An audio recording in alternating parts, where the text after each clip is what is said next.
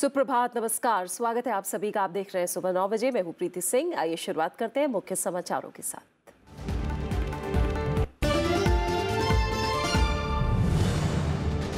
प्रधानमंत्री नरेंद्र मोदी और बीजेपी अध्यक्ष अमित शाह की अगुवाई में बीजेपी शासित राज्यों के मुख्यमंत्रियों की बैठक आज। आगामी लोकसभा और विधानसभा चुनाव की रणनीति पर होगी चर्चा। केंद्र की कल्याणकारी योजनाओं की होगी समीक्षा।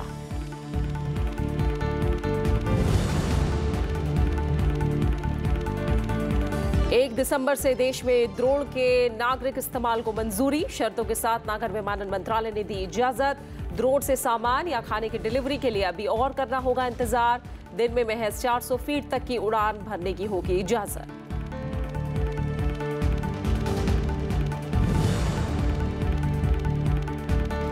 एनपीए मामले में रिजर्व बैंक की याचिका पर सुप्रीम कोर्ट में सुनवाई आज। इलाहाबाद हाईकोर्ट से राहत नहीं मिलने के बाद कंपनियों ने किया सर्वोच्च अदालत का रुख। एनपीए खातों की समाधान योजना की समय सीमा खत्म।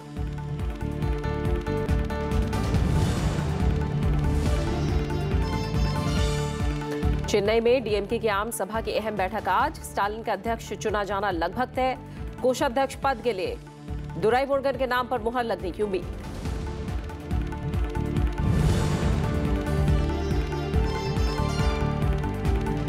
अठारहवें एशियाई खेलों में बैडमिंटन में पीवी सिंधु का स्वर्ण पदक के लिए मुकाबला आज। तीरंदाजी में भारतीय पुरुष और महिला युगल टीम की भी सोने पर नजर। अब तक भारत की झोली में 41 पदक।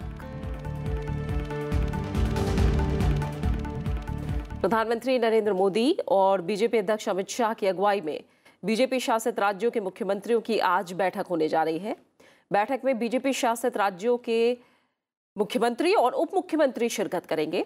बैठक में 2019 लोकसभा चुनाव को लेकर चर्चा होगी और उसके साथ जो पिछली बैठक में सभी मुख्यमंत्रियों को कार्य सौंपा गया था उसे लेकर भी बातचीत होगी और कामों की समीक्षा की जाएगी।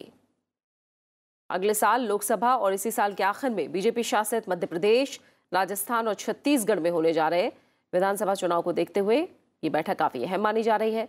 दिन भर चलने वाली इस बैठक में आलाकमान पार्टी शासित राज्यों के हालात का जायजा लेने के साथ ही मुख्यमंत्रियों को जरूरी दिशा निर्देश जारी कर सकते हैं। सरकार की योजनाओं को जनता तक कैसे जल्द पहुंचाया जाए उसे लेकर भी रूपरेखा तैयार की जाएगी। हमारे संवाददाता पंचानन मिश्रा हमारे साथ जुड़े हुए हैं, उनका रुख करेंगे, ज्यादा जानकारी लेंगे। पंचानन, जाहिर तौर पर जो आगामी विधानसभा चुनाव है और 2019 के लोकसभा चुनाव को लेकर एक बड़ा रोड मैप तैयार करना चाहेगी बीजेपी। कितने बजे बैठक शुरू होगी और कितनी अहम रहेगी ये बैठक? देखिए प्रीति, जो आगामी लोकसभा चुनाव है और जो अभी इसी साल के आखिरी में 4 राज्यों के विधानसभा चुनाव है उसके मद्देनजर तो माना ही जा रहा है कि इस बैठक में विशेष चर्चा होगी और उसकी तैयारियों का जायजा लिया जाएगा। हालांकि मुख्यमंत्री परिषद की बैठक है, लगभग 6 महीने में ये बैठक होती है, ऐसा ये पार्टी का नियम है। उसमें हमने जैसा कि पीछे आप हमारे पोस्टर्स में देख सकते हैं कि बीजेपी शासित राज्यों के सभी मुख्यमंत्री, लगभग 15 मुख्यमंत्री हैं और उप मुख्यमंत्री वो यहाँ पर इस बैठक में मौजूद रहेंगे। 10 बजे के आसपास ये बैठक शुरू होगी, जिसमें प्रधानमंत्री नरेंद्र मोदी होंगे, बीजेपी अध्यक्ष अमित शाह होंगे। इसके अलावा संगठन के शीर्ष कुछ नेता भी इसमें शामिल हो सकते हैं। दिन भर ये बैठक चलेगी और इस बैठक में ये बताया जा रहा है कि कई जो चुनाव के जो मसले हैं उसकी तो चर्चा होगी ही। जैसा कि हमने अभी साइमल्टेनियस पोल की बात कही, उस पर भी एक जो मुख्यमंत्रियों को जो एक काम दिया गया था कि उस पर आम राय कैसे बन सकती है उसकी समीक्षा की जाएगी। लेकिन इसके साथ साथ ही जो गुड गवर्नेंस को लेकर और सरकार की जो नीतियां हैं, जो कल्याणकारी नीतियां हैं, जैसे कि अभी हाल में ही आयुष्मान भारत योजना उसको लॉन्च किया गया, उसको सरकार अपनी फ्लैगशिप योजना मान रही है और ये कोशिश की जा रही है कि इस योजना के जरिए ज्यादा से ज्यादा लोगों तक पहुंचा जाए और ज्यादा से ज्यादा लोगों तक इसका फायदा पहुंचे, जिसका कि फायदा चुनाव में भी मिल सकता है। तो ये सारी योजनाएं हैं। कई सारे सेशन यहां दिन भर की मीटिंग में होने हैं। उस सेशंस में अलग अलग नीतियों पर, अलग अलग सरकार की योजनाओं पर जो अब तक की समीक्षा है और आगे क्या करना है उस पर प्रेजेंटेशन भी दिए जा सकते हैं और उसके बाद हो सकता है कि इस पर औपचारिक कोई ब्रीफिंग भी हो। तो दिन भर ये बैठक चलने वाली है और चुनाव के मद्देनजर इसको वास्तव में अहम माना जा रहा है। प्रीति, क्या पंचानन, इसके अलावा क्योंकि तमाम राज्यों के मुख्यमंत्री हैं, संगठन के लोग हैं, यानी किस तरह जमीन तक लोगों से ज्यादा संवाद किया जाए और विपक्ष जिन मुद्दों को लेकर लगातार सरकार पर हमलावर है उसका जवाब कैसे दिया जाए, क्या ये भी एजेंडे में शामिल हो सकता है? बिल्कुल। देखिए, क्योंकि जब ये बैठक, वैसे तो मैंने बताया कि मुख्यमंत्री परिषद की बैठक है, इसमें हमेशा समीक्षा होती रहती है और नए टास्क मुख्यमंत्रियों को दिए जाते रहते हैं। लेकिन क्योंकि 4 राज्यों के चुनाव होने हैं और उस चुनाव में जनता तक अपनी बात को पहुंचाया जाए कि सरकार ने पिछले 4.5 साल में जो काम किए हैं उसका जो फायदा है वो जनता तक पहुंचा है या नहीं पहुंचा। अगर पहुंचा है तो उसकी समीक्षा की जाए और वो जो संवाद है वो पूरी तरह जनता को पहुंचाया जाए। ये इसी तरह लोकसभा का जो चुनाव होना है उसमें जनता तक ये बात पहुंचाई जाए, चाहे वो प्रचार के माध्यम से हो, चाहे प्रेस कॉन्फ्रेंस के माध्यम से हो, और इसके अलावा जो कई रैलियां भी आगे प्रस्तावित है प्रधानमंत्री की, उसके माध्यम से हो। तो जनता तक अपनी बात पहुंचानी है और ये बताना है कि सरकार ने जो काम किया है उसके आधार पर एक दूसरा मौका भी सरकार को मिलना चाहिए, ये उसका खास मकसद है। लेकिन जो एक अभी 4 राज्यों के जो चुनाव आने वाले हैं इसको लेकर खास नजर रहेगी और जो बड़ी वृहद रणनीति बनाई जाएगी वो लगभग अभी करीब 7 से 8 महीने का वक्त है उसमें, लेकिन वो लोकसभा चुनाव के लिए इसी के मद्देनजर इस बैठक को सबसे अहम माना जा रहा है। बिल्कुल, बहुत बहुत शुक्रिया। इस बैठक को लेकर तमाम अपडेट हम आगे आपसे लेते रहेंगे। फिलहाल बहुत बहुत शुक्रिया पंचानन, इस तमाम जानकारी को हम तक पहुंचाने के लिए। खबरों में आगे बढ़ेंगे। लोकसभा चुनाव की तैयारी के मद्देनजर चुनाव आयोग की ओर से कल बुलाई गई सर्वदलीय बैठक में ईवीएम का मुद्दा छाया रहा। कांग्रेस समेत विपक्षी पार्टियों ने एक बार फिर बैलेट पेपर से चुनाव कराने की मांग की। हालांकि बीजेपी ने साफ किया कि बैलेट पेपर समय से पीछे जाने के सामान है। वहीं चुनाव में धनबल के इस्तेमाल को रोकने के लिए स्टेट फंडिंग का भी विचार रखा गया। चुनाव आयोग ने इन सुझाव पर गौर करने की बात कही है। अगले साल होने वाले लोकसभा चुनाव से पहले चुनाव आयोग ने सभी दलों को राय मशवरे के लिए बुलाया।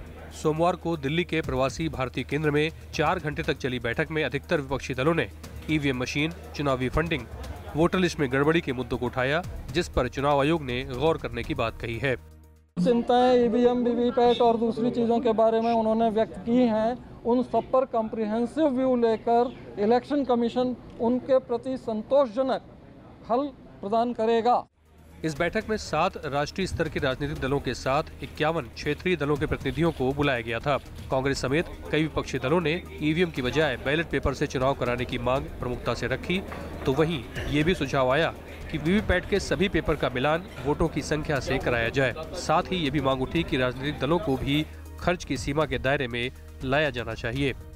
ये देखा गया है कि बटन आप मशीन पर कोई भी दबाओ, लेकिन वोट किसी एक राजनीतिक दल को ही जा रहा है, तो ये हमारे राजनीति के लिए ये कोई स्वस्थ बात नहीं है। Print media, electronic media, social media, ये सब 48 घंटे पहले जो प्रचार बंद हो जाता है, इन पे भी हर तरह का प्रचार बंद होना चाहिए। और प्री पोल सर्वे जिस दिन से चुनाव की घोषणा हो इलेक्शन कमीशन द्वारा, उसी दिन से रोक देना चाहिए। हम लोगों ने ये बात रखी कि जो इलेक्शन होना चाहिए वो बैलेट पेपर से होना चाहिए। ईवीएम जो है एक इलेक्ट्रॉनिक आइटम है, जो कि हर इलेक्ट्रॉनिक आइटम की तरह वो भी हैक हो सकता है और पिछला हम लोगों का ये एक्सपीरियंस है कि ये हैक हुआ है। पॉलिटिकल पार्टी उसी को चंदा दिया जाता है जो उसके बदले कुछ दे सकते हैं सत्ता में आने के बाद, और वो हमारे ख्याल में सबसे बड़ा देश के अंदर भ्रष्टाचार और घोटाले का स्रोत है। We think we should look forward, we should go forward and we should not be looking back, and just because creating reasons for unnecessarily irrational reasons should not be there. BJP ने paper ballot से चुनाव कराने को समय से पीछे जाने की कवायद बताया। इस बैठक के एजेंडे में महिलाओं को चुनावी राजनीति में ज्यादा प्रतिनिधित्व देने, दूसरे राज्यों से आए प्रवासियों को वोटिंग की सुविधा मुहैया कराने जैसे मुद्दे पर भी दलों के प्रतिनिधियों ने अपनी राय चुनाव आयोग के सामने रखी। लोकसभा के चुनाव अगले साल अप्रैल-मई के महीने में होने हैं, जबकि इसी साल के आखिर में 4 राज्यों के विधानसभा चुनाव प्रस्तावित हैं। इस सर्वदलीय बैठक में ज्यादातर विपक्षी दलों ने ईवीएम से चुनाव कराने की बजाय बैलेट पेपर से चुनाव कराने की मांग को फिर से दोहराया है और साथ ही इस बात को भी दोहराया है कि चुनावी धनबल का इस्तेमाल न हो, इसके लिए अब चुनावी फंडिंग पर भी ध्यान देने का वक्त आ चुका है। दिल्ली से करुण कुमार के साथ पंचानन मिश्रा, राज्यसभा टीवी। नागर विमानन मंत्रालय ने सोमवार को ड्रोन के वाणिज्यिक और नागरिक इस्तेमाल को लेकर नई नियमावली जारी की, जो 1 दिसंबर से लागू होगी। इसके मुताबिक खेती, स्वास्थ्य और आपदा राहत जैसे क्षेत्रों में इसका इस्तेमाल किया जा सकता है। हालांकि ड्रोन के नागरिक इस्तेमाल को लेकर सरकार की तरफ से कुछ शर्तें भी रखी गई हैं। फिलहाल ड्रोन से अपने सामान या खाने की डिलीवरी होते देखने के लिए अभी और इंतजार करना पड़ सकता है। ड्रोन का इस्तेमाल सिर्फ दिन के समय 400 फीट की ऊंचाई तक सीमित रहेगा। नियमावली में एयर स्पेस को रेड जोन यानी इसमें उड़ान की अनुमति नहीं होगी। येलो जोन यानी नियंत्रित वायु क्षेत्र और ग्रीन जोन यानी स्वचालित अनुमति वाले 3 भागों में बांटा गया है। रेड जोन में एयरपोर्ट, अंतर्राष्ट्रीय बॉर्डर, दिल्ली का विजय चौक, राज्यों के सचिवालय और सुरक्षा से जुड़े अन्य स्थलों को रखा गया है। वजन के हिसाब से ड्रोन को नैनो, माइक्रो, मिनी, स्मॉल और लार्ज 5 श्रेणियों में बांटा गया है। Important development to bring in new technology in India, and this market could be over a period of time over $1 trillion. Our idea is that because of its more and more use, intense use in India, will not only be able to manufacture it for Indian market, but over a period of time we will be even manufacturing it for global markets, and that's the scale at which India could immensely benefit from this activity. So the first set of regulations that we are releasing today, we are formalizing today, is we think going to provide an opportunity for people to really get going with these drone technologies. They are, we think, the equal, if not better than anywhere else in the world in terms of an overall regulatory framework for drones. Obviously, right now it's all visual line of sight, but we will be allowing you to go up to 400 feet. And importantly, we are going to be using an all-digital platform to enable you to get the drone operator permit, to get your drone registered and to get your flight registered. 70 बड़े NPA खातों की समाधान योजना की समय सीमा खत्म हो चुकी है। आरबीआई ने इसके लिए बैंकों को 180 दिन का समय दिया था। अब ऐसे मामलों का निपटारा राष्ट्रीय कंपनी विधि न्यायाधिकरण में किया जाएगा। कंपनियां इसके खिलाफ अदालत पहुंच चुकी हैं। इलाहाबाद हाईकोर्ट से अंतरिम राहत नहीं मिलने के बाद सुप्रीम कोर्ट में याचिका लगाई गई है, जिस पर आज सुनवाई होगी। इन खातों में बैंकों का कुल 3,800 अरब रुपए का कर्ज फंसा है। इन कंपनियों में से अधिकांश बिजली उत्पादक कंपनियां हैं। बिजली क्षेत्र के अलावा इंजीनियरिंग, खरीद, निर्माण और दूरसंचार क्षेत्र की कंपनियां भी इसमें शामिल हैं।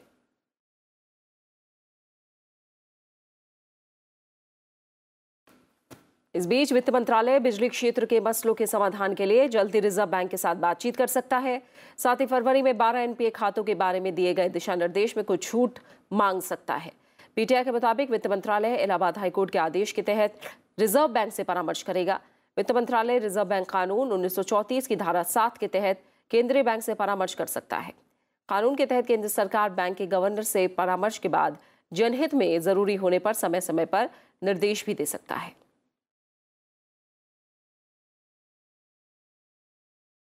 स्टेट बैंक ऑफ इंडिया ने देश भर में 1300 ब्रांच के नाम और आईएफएससी कोड में बदलाव, ब्रांच के नए कोड और आईएफएससी कोड जारी किया है। 6 एसोसिएट बैंक और भारतीय महिला बैंक के मर्जर के बाद ग्राहकों की सुविधा के लिए एसबीआई ने कदम उठाया है। आपको बता दें कि एसबीआई के साथ 6 एसोसिएट बैंक और महिला भारतीय बैंक का मर्जर देश में 1 अप्रैल 2017 से प्रभावी है। एसबीआई ने ग्लोबल स्तर पर बड़े बैंकों से कम्पीट करने के लिए मर्जर का फैसला किया था।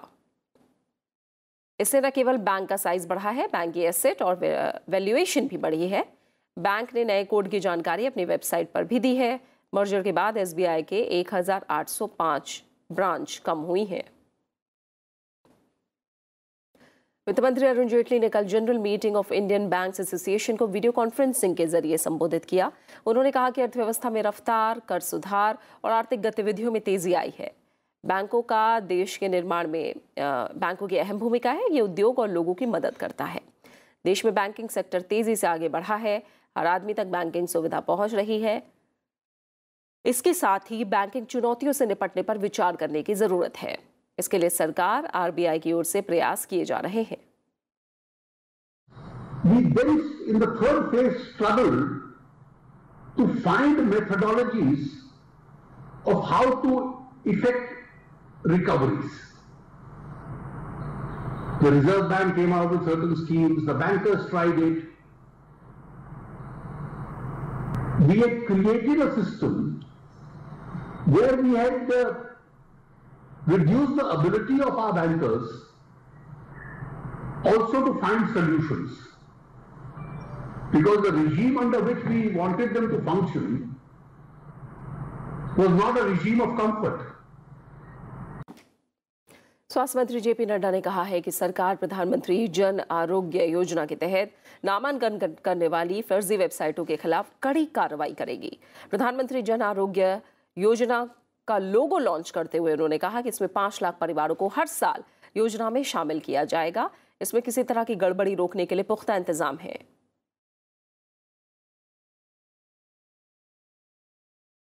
पिता का नाम, बेटे का नाम, बच्चे कितने हैं, सारी चीज़ें उसमें QR कोड में होगा। तो हम पूछेंगे, बताओ बेटे का कितने हैं तुम्हारे, क्या नाम है उनका, तो उससे हमको पता चलेगा कि letter holder is the real person and the person who is there he is himself the same person. ये दोनों चीज़ों की आइडेंटिफिकेशन होनी है। केंद्र सरकार और 6 राज्यों के बीच लखवाड़ बहुउद्देशीय परियोजना से जुड़े एक समझौता ज्ञापन पर आज हस्ताक्षर होगा। केंद्रीय जल संसाधन, नदी विकास और गंगा संरक्षण और जहाजरानी मंत्री नितिन गडकरी ऊपरी यमुना बेसिन क्षेत्र में 3,966.51 करोड़ रुपए की लागत वाली लखवाड़ बहुउद्देशीय परियोजना के निर्माण के लिए उत्तर प्रदेश के मुख्यमंत्री योगी आदित्यनाथ, राजस्थान की मुख्यमंत्री वसुंधरा राजे, उत्तराखंड के त्रिवेंद्र सिंह रावत, हरियाणा के मनोहर लाल खट्टर, हिमाचल प्रदेश की जयराम ठाकुर और दिल्ली के मुख्यमंत्री अरविंद केजरीवाल के साथ आज एक समझौता ज्ञापन पर हस्ताक्षर करेंगे। लखवाड़ परियोजना के तहत उत्तराखंड में देहरादून जिले के लोहारी गांव के पास यमुना नदी पर 204 मीटर ऊंचा कंक्रीट का बांध बनाया जाना है। चेन्नई में आज डीएमके की आम सभा की बैठक होने वाली है। पार्टी के अध्यक्ष पद के चुनाव को देखते हुए ये बैठक काफी अहम मानी जा रही है। तमिलनाडु में डीएमके के कार्यकारी अध्यक्ष एमके स्टालिन ने 26 अगस्त को चेन्नई में पार्टी मुख्यालय अन्ना अरिवल्यम में पार्टी अध्यक्ष पद के लिए अपना नामांकन पत्र दाखिल किया था। पार्टी के 65 जिला सचिवों ने अध्यक्ष पद के लिए स्टालिन के नाम का प्रस्ताव दिया। वहीं वरिष्ठ नेता और पार्टी के प्रमुख सचिव दुराईमुरुगन ने कोषाध्यक्ष पद के लिए पर्चा भरा था।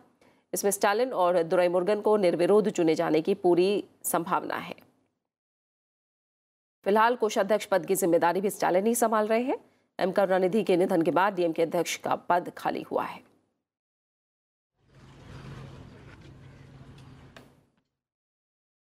राष्ट्रीय स्वयंसेवक संघ अगले महीने दिल्ली में भविष्य का भारत राष्ट्रीय स्वयंसेवक संघ का दृष्टिकोण नाम से कार्यक्रम आयोजित करने जा रहा है।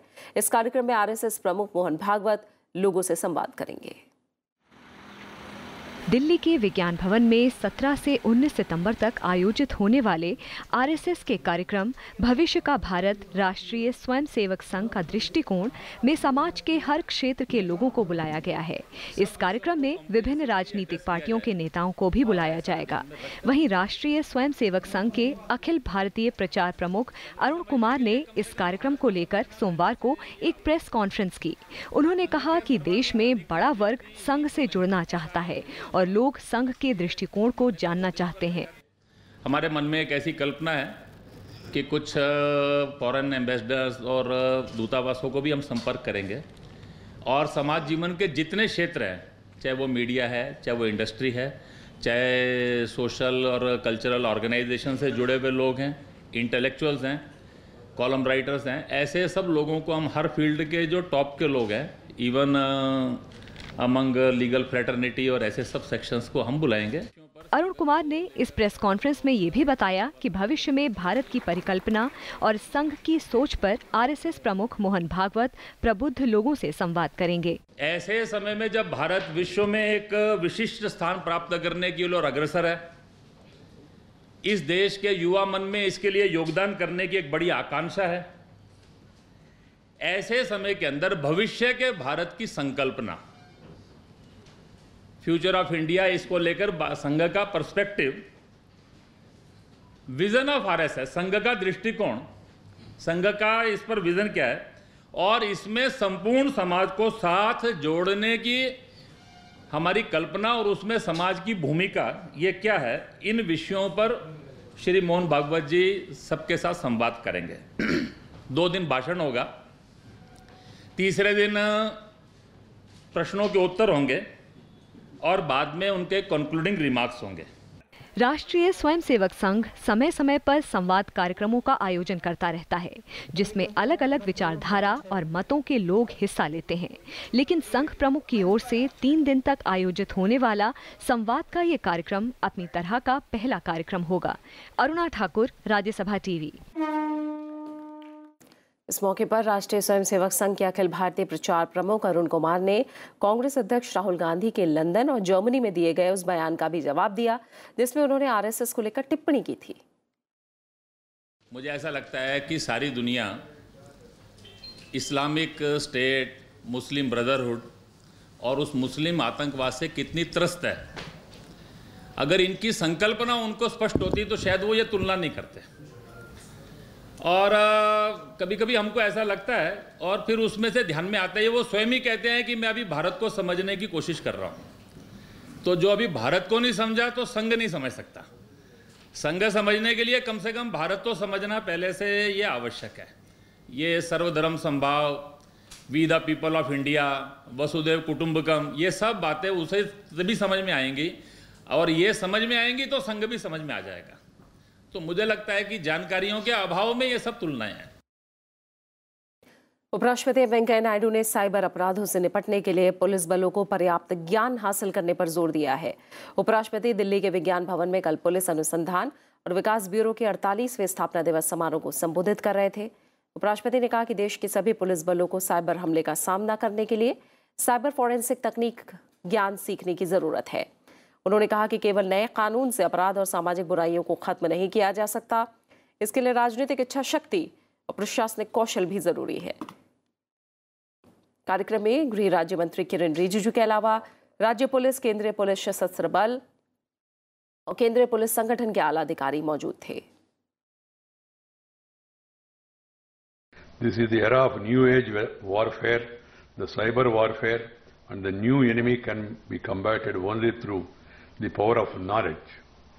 Unlike the spies of the Cold War era, when collaborators would provide access to secret documents to physical copy and photographed documents, the new age spies do not need any physical access. और अब केरल बाढ़ से जुड़ी खबरें।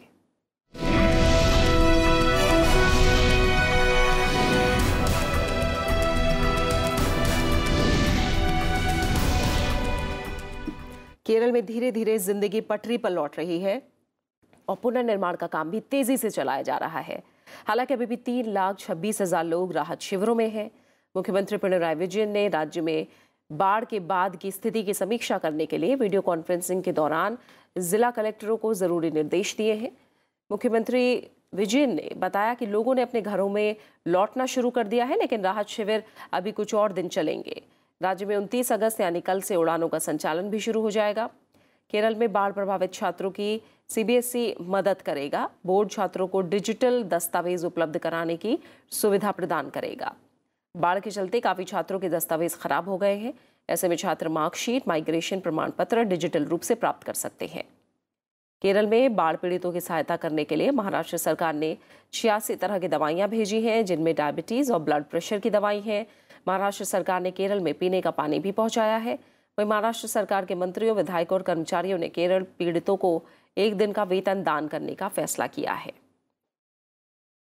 कांग्रेस अध्यक्ष राहुल गांधी आज से केरल दौरे पर है। राहुल गांधी बाढ़ प्रभावित इलाकों का दौरा करेंगे। राहुल गांधी राहत शिविरों का दौरा करेंगे और मछुआरों से मुलाकात करने के अलावा राहत कार्य में शामिल पार्टी के स्वयंसेवकों से भी मिलेंगे। राहुल गांधी चिंगनूर, आलप्पुझा और अंगमाली और वायनाड जिले का दौरा करेंगे। वहीं देश के दूसरे राज्यों में भी बारिश और बाढ़ के हालात हैं। उत्तर प्रदेश में कई जिलों में लगातार हो रही मूसलाधार बारिश और बाढ़ से प्रभावित है। पिछले 24 घंटों के दौरान बारिश से जुड़ी घटनाओं में 12 लोगों की जान चली गई और 8 लोग घायल हो गए। मौसम विभाग ने राज्य के कुछ इलाकों में भारी बारिश की संभावना जताई है। भारी बारिश की वजह से घाघरा नदी में जलस्तर लगातार बढ़ रहा है। आजमगढ़ जिले में 44 गांव पानी में भर गए हैं, जिसके चलते सैकड़ों लोगों को सुरक्षित स्थानों पर शरण लेनी पड़ रही है। बस्ती जिले की हुरिया तहसील के चांदपुर इलाके में तटबंध टूटने से 42 गांव में पानी भर गया है। यहाँ प्रशासन ने लगभग 600 लोगों को सुरक्षित निकाला है। गोंडा जिला बाढ़ से सबसे ज्यादा प्रभावित है। घाघरा, राप्ती और नारायणी नदी के तटबंधों में आई दरार की मरम्मत का काम युद्ध स्तर पर किया जा रहा है। देश भर में इस साल मानसून की बारिश और बाढ़ से अब तक 1276 लोग जान गंवा चुके हैं। गृह मंत्रालय के मुताबिक 8 राज्यों में बारिश, बाढ़ और भूस्खलन से ये जान गई हैं। मंत्रालय के नेशनल इमरजेंसी रिस्पांस सेंटर के मुताबिक केरल में सबसे ज्यादा 443 लोग मारे गए, जहां 14 जिलों में 54.11 लाख लोग बारिश और सबसे खराब बाढ़ से गंभीर रूप से प्रभावित हुए हैं। दक्षिणी राज्यों में 47,727 हेक्टेयर जमीन पर लगी फसलें बर्बाद हुई हैं।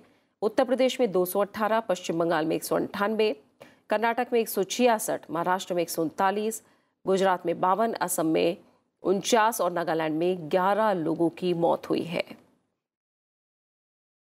वहीं राजधानी दिल्ली में सोमवार रात और आज सुबह भी कई इलाकों में जोरदार बारिश हुई। मौसम में हुए अचानक बदलाव की वजह से शहर के कुछ हिस्सों में तेज हवाओं के साथ बारिश हुई है। बारिश की वजह से सड़कों पर पानी भर गया। इंदिरा गांधी अंतर्राष्ट्रीय हवाई अड्डा और धौला कुआं में सड़कों पर पानी जमा हो गया है। विदेश मंत्री सुषमा स्वराज ने कल वियतनाम की राजधानी हनोई में हिंद महासागर सम्मेलन को संबोधित किया। उन्होंने कहा कि इस क्षेत्र के विकास और खुशहाली इस क्षेत्र की जिम्मेदारी है। विदेश मंत्री ने कहा कि इस इलाके में तस्करी, आतंकवाद, जलवायु परिवर्तन जैसी नई चुनौतियां हैं, जिससे निपटने के लिए मिलकर काम करने की जरूरत है। सम्मेलन के इतर विदेश मंत्री ने जापान और बांग्लादेश के मंत्रियों से भी मुलाकात की और द्विपक्षीय संबंधों को मजबूत करने के उपायों पर चर्चा की। Friends, it is self-evident, therefore, that those who live in this region bear the primary responsibility for peace, stability, and prosperity in the Indian Ocean. It is equally valid that it is only through collective action that we can meet these challenges. It is in this context that I wish to underline that we see ASEAN as central to the regional maritime architecture. This was recognized by our leaders during the ASEAN-India Commemorative Summit in January this year. In the Delhi Declaration issued to mark this occasion, we reiterated the importance of maintaining and promoting peace, stability, and maritime safety and security, and freedom of navigation and overflight. America, Mexico और Canada के बीच लगभग खत्म हो चुके कारोबारी करार NAFTA को पुनर्जीवित करने की कोशिशें की जा रही हैं और मुमकिन है कि नया समझौते का नाम नाफ्टा ना हो। इस कड़ी में कल अमेरिका के राष्ट्रपति डोनाल्ड ट्रंप और मेक्सिको के कार्यकारी राष्ट्रपति एनरिके पेना नीतो ने दोनों देशों के बीच कारोबार को लेकर नए सिरे से विचार किया।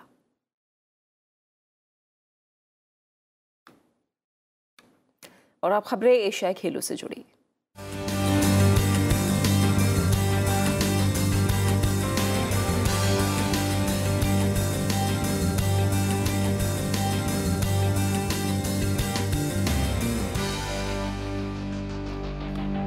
अठारहवें एशियन गेम्स में भारतीय खिलाड़ियों का शानदार प्रदर्शन जारी है। भारत को कल 1 गोल्ड, 3 सिल्वर और 1 कांस्य समेत 5 मेडल मिले हैं। वहीं आज 200 मीटर दौड़ में हिमा दास और दुती चंद ने सेमीफाइनल के लिए क्वालिफाई कर लिया है। नीरज चोपड़ा ने जैवलिन थ्रो में देश को 8वां गोल्ड मेडल दिलाया है। बहुत लंबा जैवलिन थ्रो में ये भारत की तरफ से किसी एथलीट की ऐतिहासिक उपलब्धि है। भारत की तरफ से भाला फेंक में आखिरी बार 1982 में नई दिल्ली एशियाई गेम्स में गुरतेज सिंह ने कांस्य पदक जीता था। धारुन अयासामी ने 400 मीटर बाधा दौड़ में रजत पदक जीता है। अयासामी ने रजत पदक जीतने के दौरान 48.96 सेकंड का समय निकाला। ये उनका व्यक्तिगत सर्वश्रेष्ठ समय है। सुधा सिंह ने महिलाओं की 3000 मीटर स्टेपल चेज में सिल्वर मेडल जीता। सुधा ने 9 मिनट 40.03 सेकंड का समय लिया और एशियाई खेलों में अपना दूसरा पदक जीता। साथ ही नीना वराकिल ने महिला लंबी कूद मुकाबले में रजत पदक जीता। नीना ने 6.51 मीटर की छलांग के साथ दूसरा स्थान हासिल किया। उन्होंने अपने चौथे प्रयास में छलांग लगाई। वियतनाम की बुइथाओ ने स्वर्ण और चीन की शू झाओलिंग ने कांस्य पदक जीता। इससे पहले साइना नेहवाल ने कल बैडमिंटन के सेमीफाइनल मुकाबले में कांस्य पदक जीता। एशियन गेम्स में आज कई अहम मुकाबले होंगे। आज बैडमिंटन और तीरंदाजी से गोल्ड मेडल की उम्मीद की जा रही है। बैडमिंटन सिंगल्स के फाइनल में पीवी सिंधु उतरेंगी। सिंधु का मुकाबला चीनी ताइपे की ताई शुइंग से होगा, जबकि तीरंदाजी में महिला और पुरुष टीम आज पदक जीतने के लिहाज से आज का मुकाबला खेलेंगे। और अब एक नजर मौजूदा पदक तालिका पर।